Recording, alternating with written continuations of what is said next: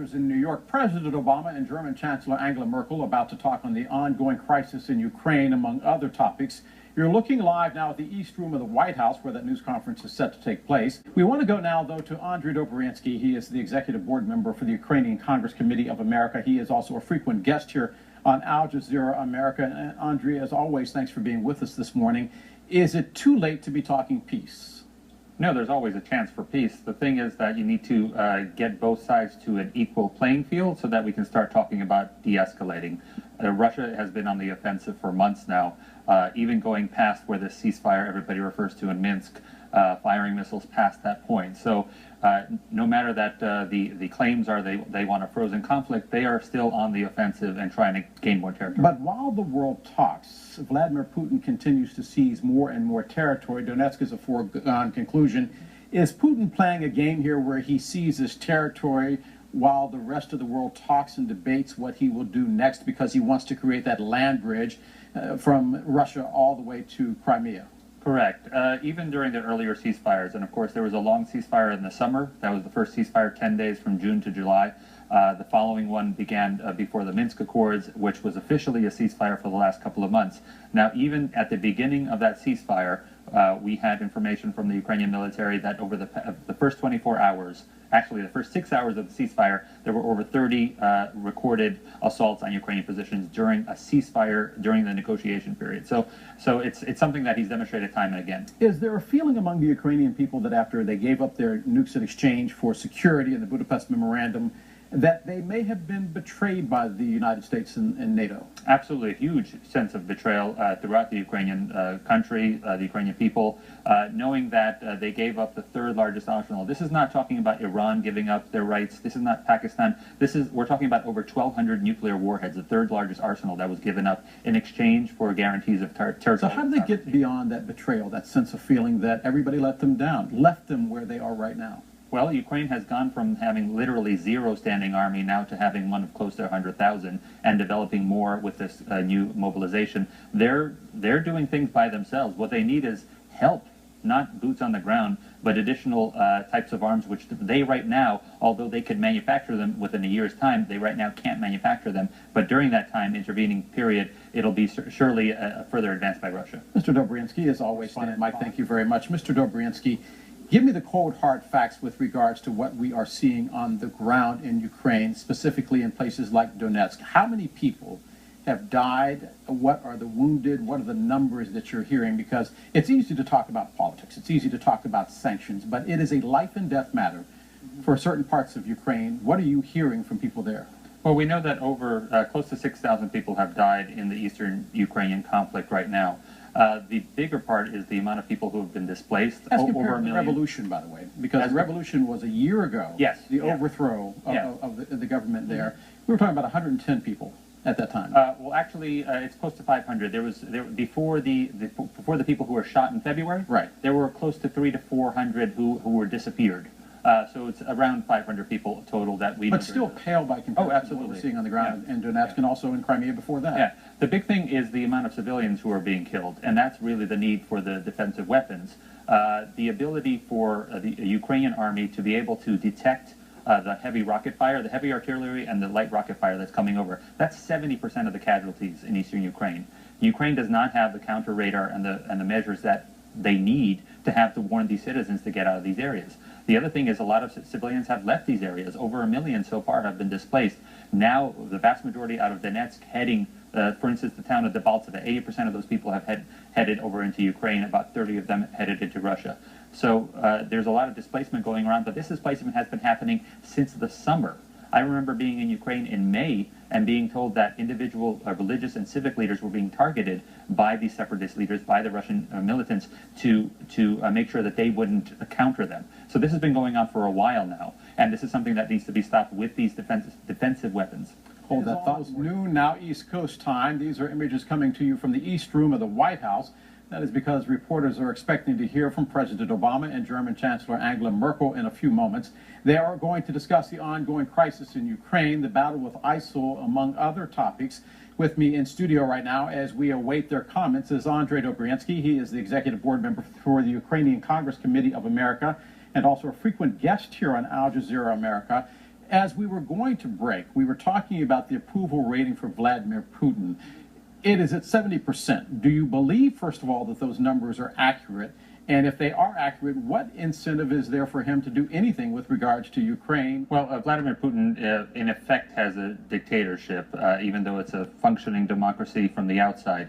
So no matter what the approval rating, we can argue about whether they're real or not, he still has control over the levers of power. He has appointed the people who are in charge throughout the country, and they all report directly to him. So there's really no fear on his part right now of being taken over, although most experts I talk to really don't see an exit plan for him in the next 5-10 years. A year ago this time, we were talking about Ukraine all the time. Yeah. Then ISIL came into the picture, and that took the focus of the world away from the events that were unfolding in Ukraine, even though they did not stop. Do you feel in a very real sense that I guess the microwave attention span of the world is hurting the crisis in Ukraine and your efforts to get the world to do something to seize that moment?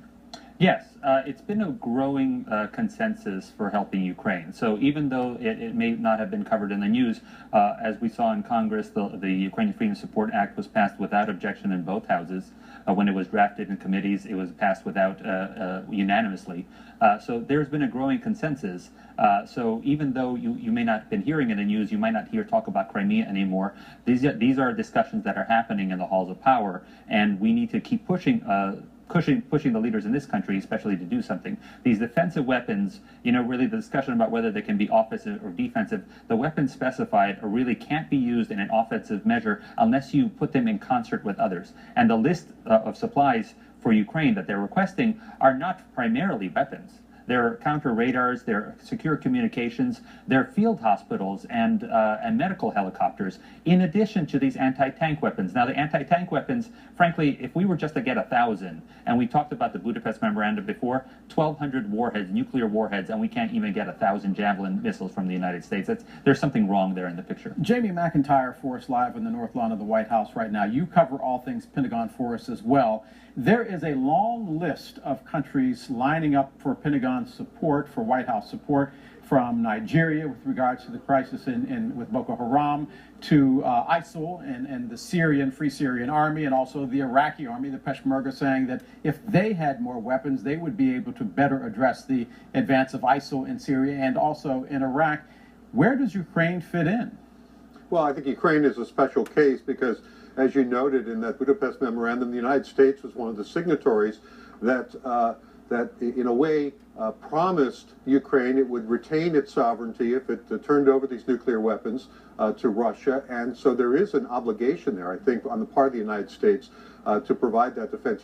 Everybody agrees that there's not a military solution to what's going on in Ukraine, but as Senator John McCain, the Republican Senate Armed Services Committee chairman, argued over the weekend at the Munich Security Conference, there is a military dimension to it, and that's really where the debate is. How do you blunt the advance of the pro-Russian separatists on the ground to the point that Vladimir Putin, the Russian president, may be willing to negotiate? And Andrij made a good point about the defensive weapons.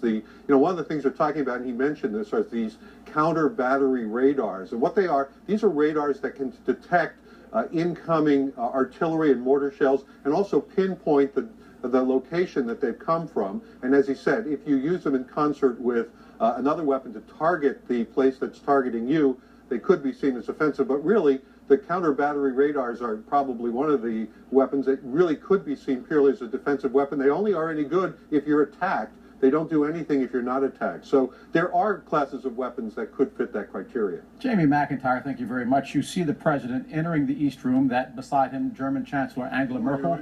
We take you now live to the White House. As always. Frau Dutz, ja, ich muss ja selber aufrufen. Sorry, I have to call you myself, Frau Dutz.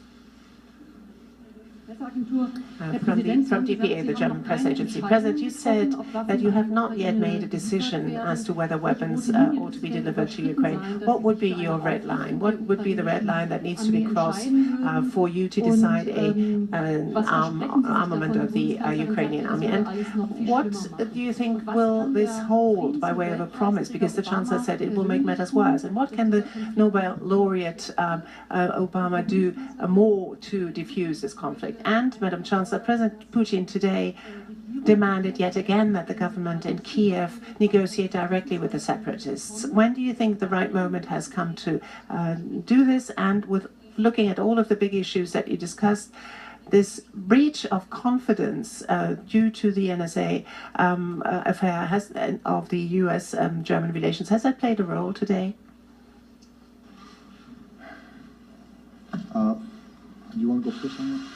And President Poroshenko has been very clear. He's not interested in escalating violence. He is interested in having his country's boundaries respected by its neighbor. So there's not going to be any specific point at which I say, clearly lethal defensive weapons would be appropriate here. It is our ongoing analysis of what can we do to dissuade Russia from encroaching further and further on Ukrainian territory. Our hope is that that's done through diplomatic... We've been listening to the President of the United States alongside German Chancellor Angela Merkel talking about a variety of topics, among them global security, Iran, Syria, ISIL, Iraq, and Ukraine. Andrij Dobriansky of the Ukrainian Committee of America, Ukrainian Congress Committee of America, with me in studio. My wife has a saying that if nothing changes, nothing changes. Based on what you heard from these two world leaders, did anything change today with regards to Ukraine? A lot of nothing was talked about. I think this is one of the worst foreign policy speeches I've seen by the president as well as Prime Minister Merkel. A lot of waffling, poor language choices on the Prime Minister Merkel's, saying that she's going to talk over lunch about these serious issues, whereas the president said he was committed to the project of an independent Ukraine. Both will be picked up by international press as just horrible decisions, but overall, the harping about how we have not just stood idly by is a canard. It's something that we see they haven't been doing enough, and Ukrainian lives are dying not only on the battlefield, but even to the point of an Iraq war veteran being caught in a Russian prison right now, Nadia Savchenko. We have too many issues. People are dying right now, and they have stood idly. Thank you very much. And Mr. Dobriansky, as you heard the president speaking and the German chancellor speaking, the phrase Neville Chamberlain and Hitler came to mind. Why did you conjure up that image? Again, the constant reminding to people that we are not standing idly by and yet not sending any weapons. If you actually look at the report that was put out by Bloomberg earlier this week, less than half of the humanitarian aid, the non-lethal supplies that the United States promised, has not even been delivered to Ukraine. So the United States has been standing idly by. When the president says that all options are on the table, apparently he forgets that he says the military option is off the table, boots on the ground are off the table. So it's a lot of not being very clear, but Neville Chamberlain is absolutely the phrase I would use here. Andrij Dobriansky with the Executive Board of the Ukrainian Congress Committee of America, thanks for being with us.